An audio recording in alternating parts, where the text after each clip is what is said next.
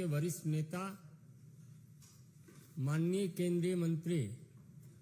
Doctor Mahendra Nath Pandey ji आपको संबोधित करेंगे। बगल में हमारे मीडिया प्रमुख और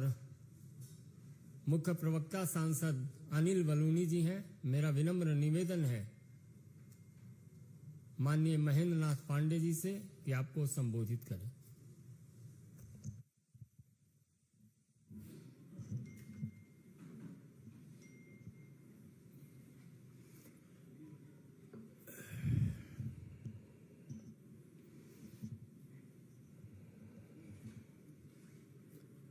नमस्कार मीडिया के मित्रों,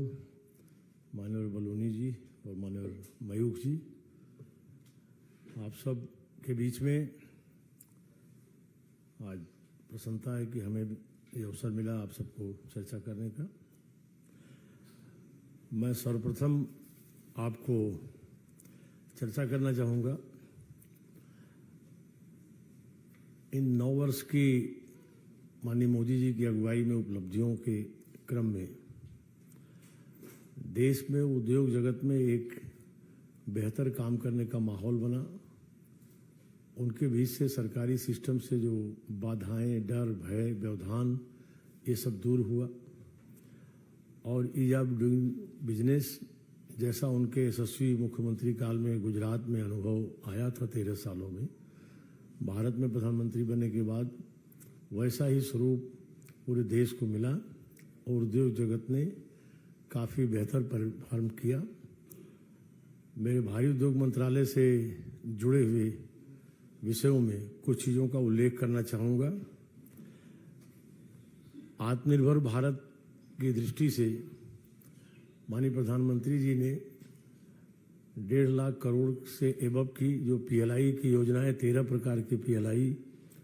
लॉन्च की और उसमें से अभी हाल में इलेक्ट्रॉनिक डिपार्टमेंट के साथ जो सेमीकंडक्टर में 17,000 करोड़ की और एक PLI लॉन्च हुई है। तो उन 13,000 करोड़ की PLI लॉन्च में 2 चीज़ें हमारी विशेष रूप से ऑटो फील्ड में और बैटरी के फील्ड में हम लोगों ने काम किया और उसमें काम चल रहा है। मैं उस पर थोड़ा फोकस डालना चाहूँगा कि उद्योग जगत में कैसे अनुकूल वातावरण और बेहतर प्रोत्साहन की पारदर्शी सरकार का लाभ हमारे देश में ऑटो इंडस्ट्री के जितने भी एडवांस ऑटो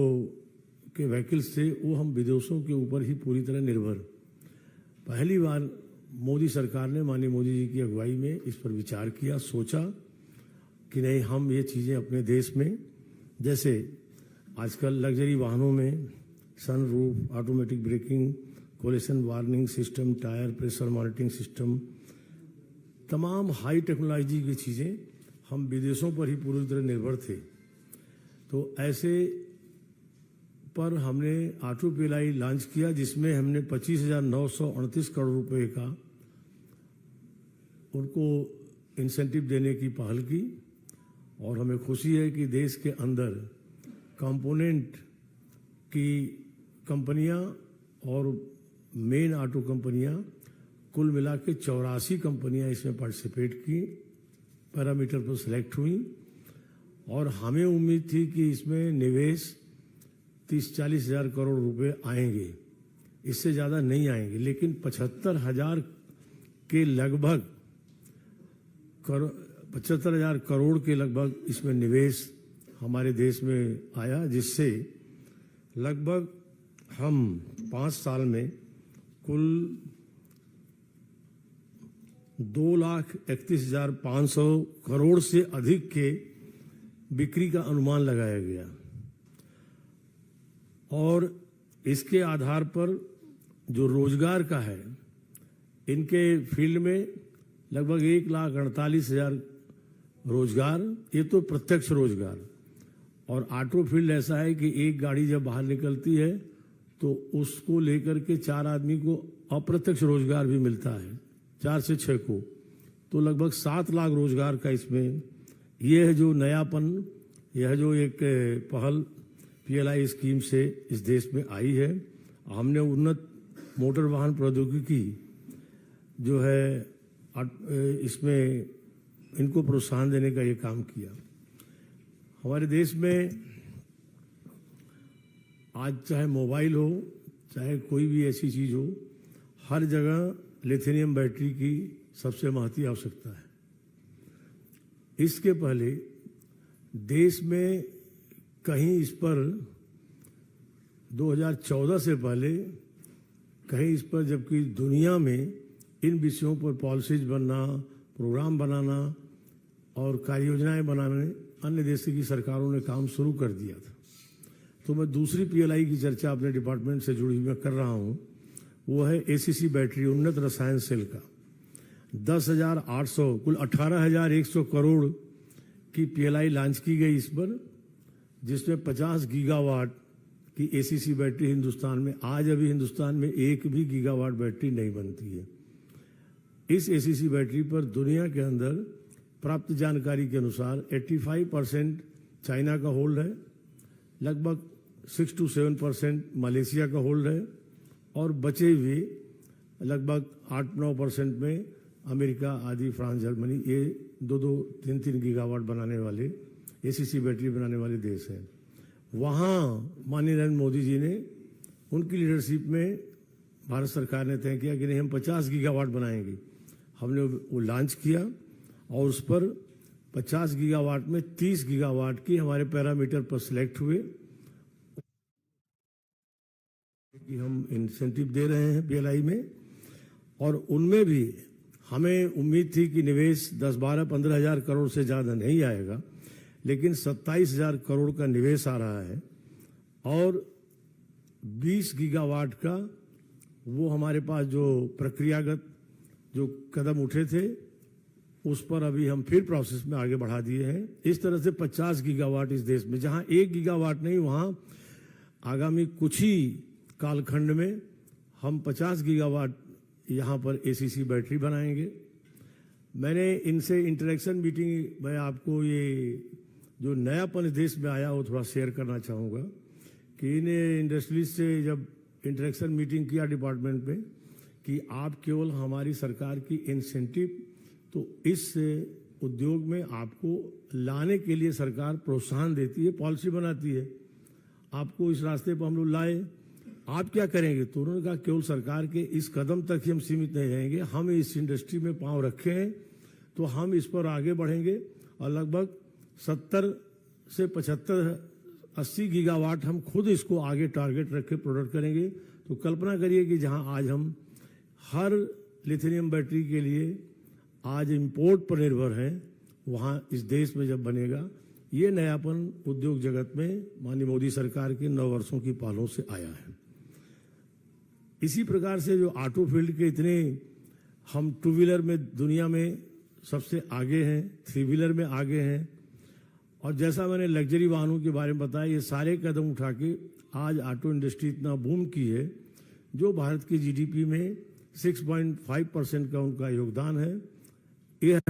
मोदी सरकार की 9 वर्ष की उद्योग जगत की समृद्धि और उससे प्रत्यक्ष अप्रत्यक्ष रोजगारों को लेकर के एक बड़ी, बहुत ही शानदार पहल है। इसके साथ साथ हम आपको चर्चा करना चाहेंगे, हमारे विभाग के अंतर्गत मैं पुनः इस बात को एक बार बल दे के कहना चाहूँगा कि पूरे दुनिया के अंदर एनवायरनमेंट पर पॉलिसी बनना, उसके लिए स्टेप उठाना देश के अन्य देशों में शुरू हो गया था, और तब भी हमारे देश में 2004 से 14 तक जब पूरी दुनिया उस रास्ते पर चल पड़ी थी, हमारे देश में कभी उस पर सोचा तक नहीं गया। 2014 में मोदी सरकार आने के बाद उस दिशा में कैसे हम इलेक्ट्रिक वाहनों की तरफ बढ़ें, कैसे हम डीजल पेट्रोल के वाहनों से हटें और पर्यावरण का ध्यान देने का काम और प्रदूषण मुक्त परिवहन उपलब्ध सामान्य मानवी से लेके हर स्तर के व्यक्ति को उपलब्ध कराने के काम पर हमारी सरकार ने यंगस्टर से लेके सभी के लिए सोचना शुरू किया। 1,000 करोड़ से हमारी फेम इंडिया की फेम 1 की पॉलिसी बनी, उसका रिस्पांस देख करके 10,000 करोड़ रुपए के बजट से हमने फेम 2 लॉन्च किया, जिसके चलते आज मुझे बताने में खुशी हो रही है कि लगभग हम टू व्हीलर में, अन्य प्रकार से टू व्हीलर तो बिकते ही, हमारे प्रोत्साहन से लगभग इस देश में 5,80,000 के लगभग टू व्हीलर बिक चुके हैं, थ्री व्हीलर 75,000 के लगभग। फोर व्हीलर में, चूंकि हम फोर व्हीलर में केवल टैक्सी ज़्यादा चलती है, पर्सनल फोर व्हीलर को नहीं देते हैं, इस नाते वो संख्या 6-7 हज़ार है। खास करके जो कॉमन पीपुल के लिए, सामान्य मानवीय के लिए, जो नौकरी पेशा है, छोटे रोजगार करने वाले हैं, बसों से जो यात्रा करते हैं, मोदी जी का विशेष बल था कि हम उस सामान्य मानवीय को भी प्रदूषण मुक्त, जिसमें गरीब तबका भी है, मध्यम वर्ग का तबका भी है, नौकरी पेशा, स्टूडेंट्स हैं, यंगस्टर्स हैं, बसों से यात्रा करते हैं, उनको प्रदूषण मुक्त हम परिवहन उपलब्ध कराएं। उसमें हमने लगभग 3400 बसें ऑन प्लेटफार्म चल रही हैं, इलेक्ट्रिक बसें हमारे फेम टू स्कीम से, और 7,210 कुल बसों का आवंटन हुआ है। तो ये और नई पहल हमारे विभाग ने और की है, जो आपको जान के प्रसन्नता होगी कि इस देश में चार्जिंग की सबसे बड़ी समस्या रहती है, और उसमें हमने 800 करोड़ रुपए अभी 7,432 चार्जिंग स्टेशन देश में, जो पेट्रोल पंप्स हैं हाईवेज पर, स्टेट हाईवेज पर, उनको बनाने के लिए अपने विभाग से पेट्रोल मिनिस्ट्री को दिया, क्योंकि उनके पेट्रोल पंप जहां पर यह पहल की गई है, एक नयापन लाया गया है कि आदमी चार्जिंग भी कराए। और चार्जिंग में भी हम लोगों ने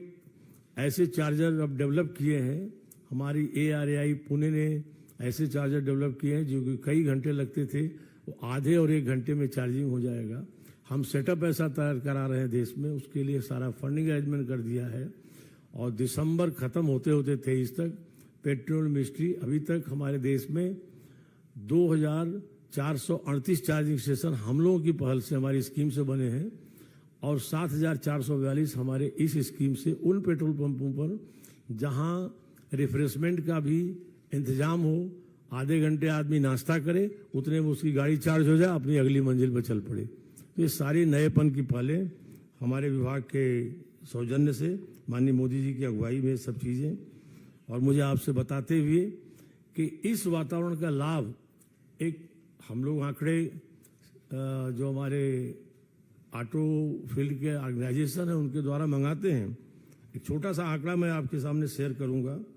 कि लगभग कार्बन उत्सर्जन में कोई जानकारी लेना चाहे तो इतनी कमी आई है इन सब पहलों से कि 49,54,10,220 किलोग्राम कार्बन उत्सर्जन की कमी हमारे सियाम जैसे संगठनों ने, इसके और ऐसे असेसमेंट संगठनों ने दिया है कि इतनी बचत, ये कार्बन की कमी आई उत्सर्जन में। और देश के अंदर 34,17,48,475 लीटर हमारा ये डीजल कंज्यूम, पेट्रोल कंज्यूम बचा है, ये देश की बचत हुई है। तो ये भारत सरकार की, ये माननीय मोदी सरकार की जो विशेष पहलें हैं, उन सब के कारण ये कदम उठे हैं और जिसका लाभ देशवासियों को मिल रहा है। इसके अलावा 2 अपने विभाग की और स्कीमों की मैं आपसे चर्चा करना चाहूंगा, जिससे देश में कैपिटल गुड स्कीम, भारतीय पूंजीगत वस्तु क्षेत्र की हमारी स्कीमें हैं, जिसमें हम लोग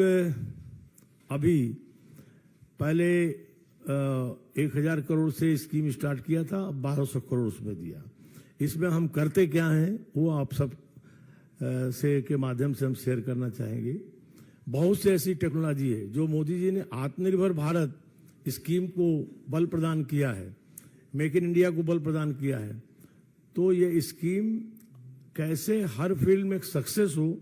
इसके लिए गवर्नमेंट जो पॉलिसीज बनाती है, जो स्टेप उठाती है, मैं वो आपसे शेयर कर रहा हूं कि जो टेक्नोलॉजी इंडिया में नहीं है और उसके चलते इंडिया में उसका प्रोडक्शन इंडस्ट्रीज नहीं कर पाते हैं और हम बाहर से उसको इंपोर्ट करते हैं, वो टेक्नोलॉजी इंडिया में कैसे डेवलप हो, उसके लिए हमारी सरकार काम कर रही है। और उसमें कैपिटल गुड स्कीम में 1,000 करोड़ दिया, इस बार 1,200 करोड़ दिया सेकेंड फेज में, स्कीम के सेकेंड पार्ट में, जिसमें हम जैसे IIT खड़गपुर है, हमने ऐसे कुल मिला के 8 एक्सीलेंस सेंटर बनाए हैं 9वां सेंटर हमने अभी बीएचयू के अंदर बनाया, आईआईटी बीएचयू में। ऐसे हम IIT Kharagpur, IIT Chennai, IISc Bangalore, IIT Delhi और पूना, ऐसे उत्कृष्ट जो हमारे वैज्ञानिक केंद्र हैं, जो हमारे टेक्नोलॉजी के इंस्टीट्यूट्स हैं, उनसे वो शेयर करके उनको हम उसके लिए एक भारी धनराशि उनको देते हैं। आइए इंडस्ट्री फ्रेंडली हम बनाते हैं। इंडस्ट्री फ्रेंडली का मतलब जिस इंडस्ट्री को जिस टेक्नोलॉजी की जरूरत है वो उसमें 20% अपना योगदान करता है, उसका इंटरेस्ट रहता है। 80% हम देते हैं उस स्कीम की टेक्नोलॉजी को लाने में, ताकि वो टेक्नोलॉजी इंडिया में डेवलप हो जाए तो वो प्रोडक्ट हमारे देश में पैदा हो। यह आत्मनिर्भर भारत में एक नई पहल हमारी सरकार ने इन दिशाओं से की है, जिसमें हमने एक्सीलेंस सेंटर बनाने के अलावा 15,000 हमने इंजीनियरिंग सुविधा केंद्र बनाए। 15,000 नहीं 15। आपको एक और जानकारी शेयर करना चाहूँगा, वो भी 9 वर्ष में आत्मनिर्भर भारत के अभियान को बल देने के लिए, कि हमारी जो एक महत्वपूर्ण पीएसयू हमारी भेल है। भेल अपने स्टार्टिंग के पीरियड से ज़्यादातर ये कोयला आधारित बिजली बनाने पर, थर्मल प्लांट के ऊपर इसका काम था। आज भी सबसे मेजर थर्मल प्लांट बनाने का और उसके मेंटेनेंस का सारा काम वो भेल करती है। लेकिन जब विद्युत के क्षेत्र में सौर ऊर्जा और अन्य प्रकार के ऊर्जा के क्षेत्रों में काम होने लगा है, यद्यपि अभी जब ये संकट कोरोना का या यूक्रेन का ये सब प्रॉब्लम आया तो फिर कहीं ना कहीं ज़रूरत बिजली चाहिए ही, तो वो थर्मल बिजली की भी और उसकी मेंटेनेंस की ज़रूरतें बनी रहती हैं। उस पर भी एडवांस काम भेल तो कर ही रहा, लेकिन साथ में अन्य दिशाओं में भी आत्मनिर्भर भारत में, चूंकि हमारा एक बड़ा इंजीनियरिंग सेटअप है वो, तो हम उसमें जो काम कर रहे हैं उसमें हम लोग आज भेल हमारा मैन्युफैक्चरिंग में भी भारत की सरकार के कदमों के साथ कंधे से कंधा मिला के चल रहा है। हम 80 वंदे भारत ट्रेनों में हम जितना इलेक्ट्रॉनिक सिस्टम है गाड़ी के संचालन का, ऐसी 80 ट्रेनों का टेंडर हमारे भेल ने लिया आत्मनिर्भर भारत में बल देने के लिए, उस काम में योगदान के लिए वो काम कर रहे हैं। हमने सौर ऊर्जा के क्षेत्र में भी एशिया का सबसे बड़ा ये सौर रामागुंडम में एक बहुत बड़े जो उसका जलाशय है वो जल विद्युत का, उसमें हम सौर गुंडम में 100 मेगावाट का, शायद एशिया का सबसे बड़ा ये माना जा रहा है अभी, कि फ्लोटिंग सौर पैनल बना करके जल के अंदर ही हमारे भेल ने किया। एक नई पहल हमने हैदराबाद की हमारी यूनिट ने रिसर्च करके किया। अभी तक इस देश के अंदर जो कोल उत्पादन या जहाँ भी ब्लास्टिंग करनी होती है तो अमोनियम नाइट्रेट की ज़रूरत पड़ती है, ये हम विदेशों से मंगाते हैं। मोदी जी का बल रहता है कि हर चीज़ जो भी दुनिया से बाहर से मंगाते हैं हम कोशिश करें कि वो देश में कैसे बन सकता है। तो कोयले से गैसिफिकेशन करके हम मेथनॉल बना रहे हैं और हम उसमें सक्सेस हो गए। हमारा रिसर्च सक्सेस हुआ है भेल का, और हमारा जॉइंट वेंचर का एमओयू भी हो चुका है कोयला मंत्रालय से, ताकि निकट भविष्य में हम अमोनियम नाइट्रेट की बाहर से इंपोर्ट की अपरिहार्यता से भी बचेंगे और हम अपना अमोनियम नाइट्रेट खुद अपने देश में पैदा करेंगे। तो ये सारा उद्योग जगत के अंदर हम लोगों ने ये सारी पहलें की हैं, और फेम की चर्चा मैंने आपसे की। इसके माध्यम से हम सब इस देश में एक प्रदूषण मुक्त परिवहन हर फील्ड में यंगस्टर से लेके बड़ों को दिलाने के काम में लगे हुए हैं। कुछ विभाग के बारे में मैंने कुछ आपसे चर्चाएं की। हमारे कई और पीएसयूज हैं जो काफ़ी अच्छी पहल कर रहे हैं। हमारा एक एंड्रूल पीएसयू है चाय के क्षेत्र में, मोदी सरकार आने के बाद से आज उसने अपना एक्सपोर्ट बहुत बढ़ाया है। इसी तरह से कुछ देश के विषयों में जो चर्चाएं आप सबके बीच पहले भी शेयर हुई होंगी, मैं कुछ उन विषयों की चर्चा करना चाहूँगा। आवास, हर घर नल, विद्युत, इन सब विषयों पर कई बार आप सबके बीच समय समय पर शेयर होती रहती है। लेकिन इन 9 वर्षों में कुछ काम ऐसे हैं जिनकी आप सब सजग हैं, आप उसको लेते हैं चर्चा में, लेकिन मैं ज़रा उसको और बल देना चाहता हूँ कि प्रधानमंत्री जैसे गरीबों की और कम आय के लोगों के लिए जो हमारी सरकार ने जो काम किए हैं, प्रधानमंत्री सुरक्षा बीमा योजना में 28 करोड़ 37 लाख लोग कवर हुए हैं। प्रधानमंत्री सुरक्षा बीमा योजना, प्रधानमंत्री जीवन ज्योति बीमा योजना में 2 करोड़ 76 लाख लोगों को लाभ मिला है। अटल पेंशन योजना में 4 करोड़ से अधिक लोगों को लाभ मिला है। और इसी तरह से ये अब तक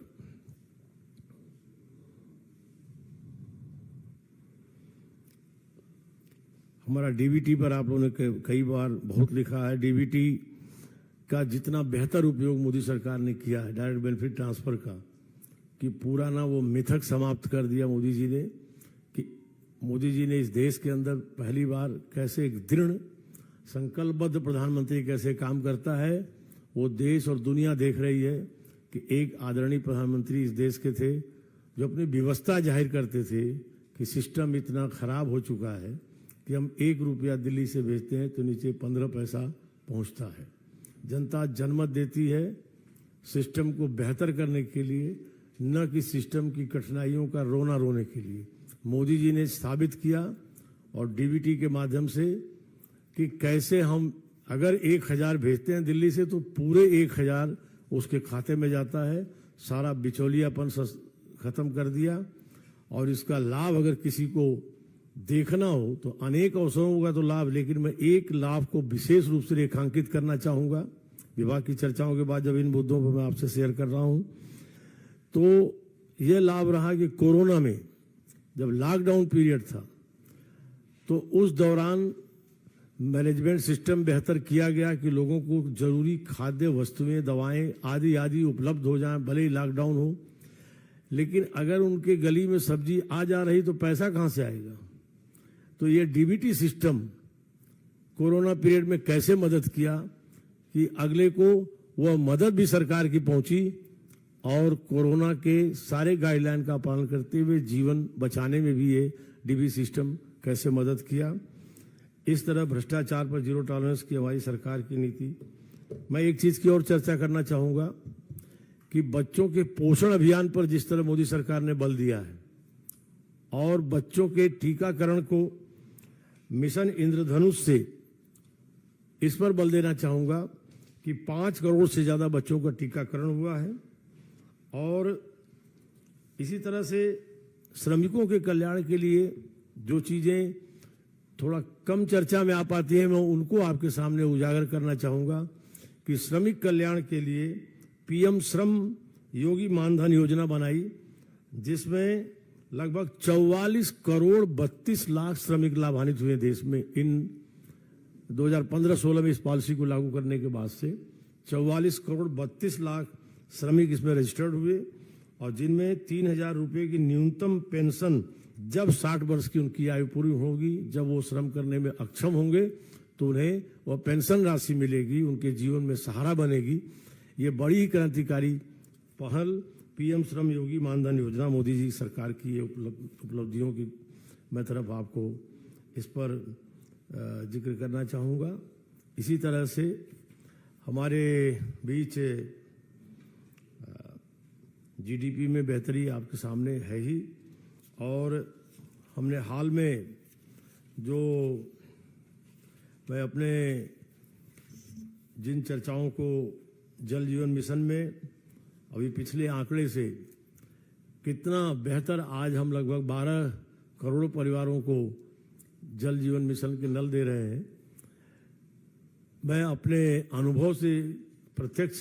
प्रवास की एक जानकारी आपको उपलब्ध करा के मैं इस विषय पर अपनी बात पूरी करूंगा। एक अरुणाचल का नामसाई जिला है। मैं उस जोराहाटी एक गांव नामसाई में आकांक्षी जिला है, वहाँ हम मंत्रियों के प्रवास अक्सर लगते रहते हैं। पूर्वोत्तर में ये मोदी जी का फोकस है। पूर्वोत्तर को जिस तरह उन्होंने कनेक्ट किया है भारत के संग, जितना दिल से पूरे अब वो लगाव महसूस कर रहे हैं। पूर्व में ऐसा कम महसूस करते थे। आज पूर्वोत्तर में हर तरह की जो सुविधाएं, एयर कनेक्टिविटी हो, रेलवे कनेक्टिविटी हो और पूर्वोत्तर में पारदर्शी तरीके से उनके विकास की योजनाओं की राशि के खर्चा उसी में मैं जल जीवन मिशन की बात आपसे विशेष रेखांकित करना चाहूँगा कि जोराहाटी गांव में गया, वहाँ 11 महिलाओं का समूह, उसमें एक सीनियर लेडी उसकी चेयरमैन, उसका जो वाक्य है वो आप जानेंगे तो आपके मन को सुखद प्रसन्नता होगी कि वो हमेशा नाले के बहते हुए पानी पर उनका जीवन निर्भर था, और जब बरसात में पानी बहता हुआ वो कलेक्ट करके अपने घरों में रखते थे। खास करके महिला वर्ग ही इस काम में लगती थी, तो उसे बॉयल करके पीने की उनकी परंपरा थी। उन्होंने मुझे कहा कि मोदी जी को मेरा थैंक यू बोलिएगा कि हम लोग इस जन्म में कभी कल्पना नहीं कर सकते थे कि 400 फीट नीचे का पानी शुद्ध एकदम मिनरल वाटर हमें हमारे घर में पीने को मिलेगा। तो जल जीवन मिशन का कैसा लाभ है इस देश को, और ये मोदी जी के कार्यकाल में ये उपलब्धियों से भरा हुआ 9 साल बेमिसाल उपलब्धियों से भरा हुआ पारदर्शी शासन। मैं कहने में मुझे कोई संकोच नहीं कि आज जब अब इस समय जो पहली बार मतदाता अभी हाल में 1-2 चुनाव में वोट दिए होंगे या अभी जस्ट देने जाएंगे, उनको तो कल्पना भी नहीं होगी मोदी शासन ने जिस तरह से ईमानदारी से, पारदर्शिता से, भ्रष्टाचार का जीरो टॉलरेंस का शासन चलाया है कि 2004 से 14 तक कैसी सरकार थी, पहले कैसी सरकार थी, हर जो चौथे महीने घोटालों की सीरीज आ जाती थी, वहाँ आज वह नई पीढ़ी जब देश को देख रही है तो मोदी को देख रही है। इसमें उसके मन में वो परिदृश्य संभवतः नहीं आता होगा, हाँ फ्लैशबैक में वो पढ़ता होगा तो आता होगा। तो इस तरह की हमारी 9 साल की उपलब्धियों से भरा हुआ, पूरे जन विश्वास पर खरा उपलब्धियों से भरा 9 साल का मोदी शासन, इसकी चर्चा हमने आपसे शेयर किया।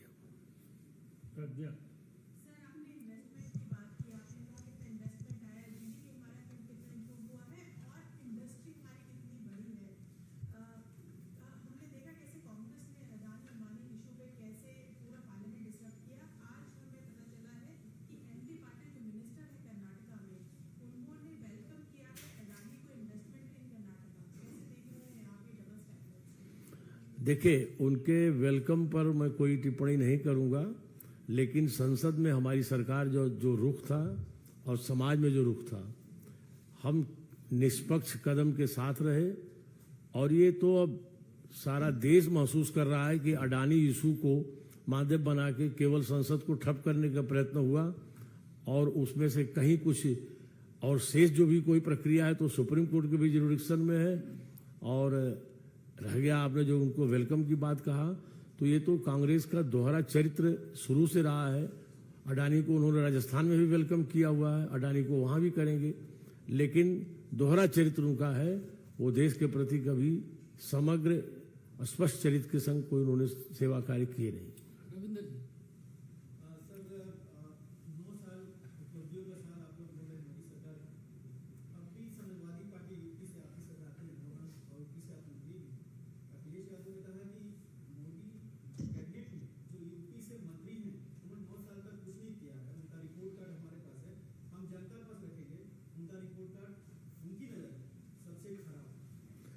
रविंद्र जी, आपने जो कहा उन्होंने ऐसा नहीं, उन्होंने रेजुलेशन भी जारी किया है। अच्छी बात आनंद का है कि वो रेजुलेशन उन्होंने नैमिषारण्य में किया है, और नैमिषारण्य में करने का मतलब ये बीजेपी इफेक्ट है कि वो नैमिषारण्य के तीर्थ में कभी जन्म में न गए होंगे, अब गए होंगे। वो ये सब बीजेपी के इफेक्ट से ही चलता है कि बीजेपी के जन प्रभाव का जो अन्य दलों पर प्रभाव पड़ जाता है कि हम भी कैसा सोचें। उन्होंने नैमिषारण्य में किया। आज मैं आप सबको बताना चाहूंगा कि हमसे तो रिपोर्ट कार्ड मांग रहे हैं, हमारे मंत्री से, हमारे सांसद से, श्री अखिलेश जी को बताना चाहूंगा कि आज हमारे तो 64 एमपी इस समय है, 72 एमपी माननीय मोदी जी सहित उत्तर प्रदेश में 2014 से थे। हमारे हर एमपी के खाते में अपने पार्लियामेंट में महत्वपूर्ण 30-40 उपलब्धियां सबके पास है। पार्टी ने अभी 30 मई से 30 जून तक के महाजनसंपर्क अभियान में विकास तीर्थ अवलोकन का एक क्रम दिया है, और वहां जब हमारे सांसद, हमारे लोग जा रहे हैं तो सारी मीडिया के रीजनल अखबार, मुख्य अखबार भरे पटे हैं विकास तीर्थों के उस उल्लेख से। लेकिन याद करें, हम अखिलेश जी से आपके माध्यम से उनको बताना चाहेंगे कि 2004 से 14 तक लोकसभा में मनमोहन सरकार केवल कांग्रेस की सरकार नहीं थी, वो एलआई सरकार थी और खास करके मनमोहन सपा मिलीजुली सरकार थी। 35 एमपी 2004 में यूपी से थे और 23 एमपी 2009 में यूपी से थे। मैं दावा करता हूं उन्होंने उत्तर प्रदेश के लिए सदन में, लोकसभा के अंदर, राज्यसभा के अंदर कोई रिजोल्यूशन किया हो, कोई प्रपोजल रखा हो, या अपनी नेशनल एग्जीक्यूटिव में समाजवादी पार्टी ने कभी कोई मांग किया हो, केवल इंडिविजुअल लाभ उन सरकारों से लेने का काम मनमोहन से किया। उन 10 वर्षों में उत्तर प्रदेश के संग तो पाप करने का काम इन लोगों ने किया था, अखिलेश और उनकी पार्टी ने।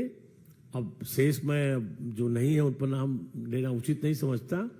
मोदी सरकार ने तो 9 साल में, और जब योगी जी की जोड़ी भी उसमें जुड़ गई, हमारी सरकार आ गई, तो उनके इधर के लगभग 6.5 साल, ये मिलाकर के आज उत्तर प्रदेश हर पैमाने पर आगे है। मैं अखिलेश जी को बताना चाहूंगा, इन्वेस्ट के क्षेत्र में, कानून व्यवस्था के क्षेत्र में, ईज ऑफ डूइंग बिजनेस के क्षेत्र में, रोजगार के क्षेत्र में, इंफ्रास्ट्रक्चर के क्षेत्र में बहुत आगे है। हमारी उपलब्धियां रिकॉर्डों से भरी पड़ी है। अभिषेक, देखिए बहुत महत्वपूर्ण काम हुए हैं, इन कामों से जुड़ा कोई सवाल हो तो पूछिए। ये इसी पे सवाल है कि क्योंकि सर आप भारी उद्योग मंत्री भी हैं, यूपी से आते हैं, यूपी के अध्यक्ष भी रह चुके हैं। इन्वेस्टर समिट 2018 में हुआ, 2023 में भी इन्वेस्टर समिट हुआ। दावे हुए कि 35 लाख करोड़ 40 लाख करोड़ से ऊपर का इन्वेस्टमेंट आया है,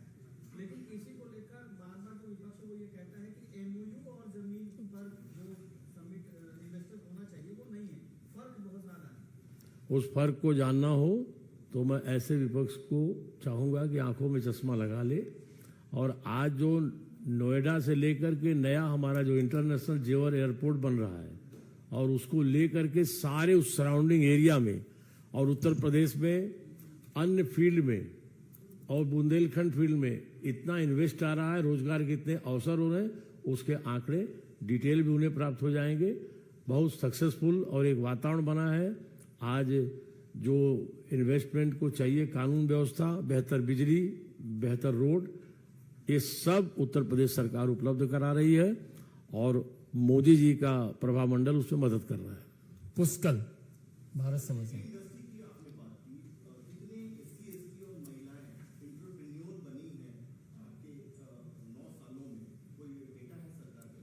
नहीं, बनी है, अच्छी संख्या है उनकी, और डेटा हम आपको उपलब्ध करा देंगे। बहुत बहुत धन्यवाद। आप सबको नमस्कार सबको। बहुत हो गया।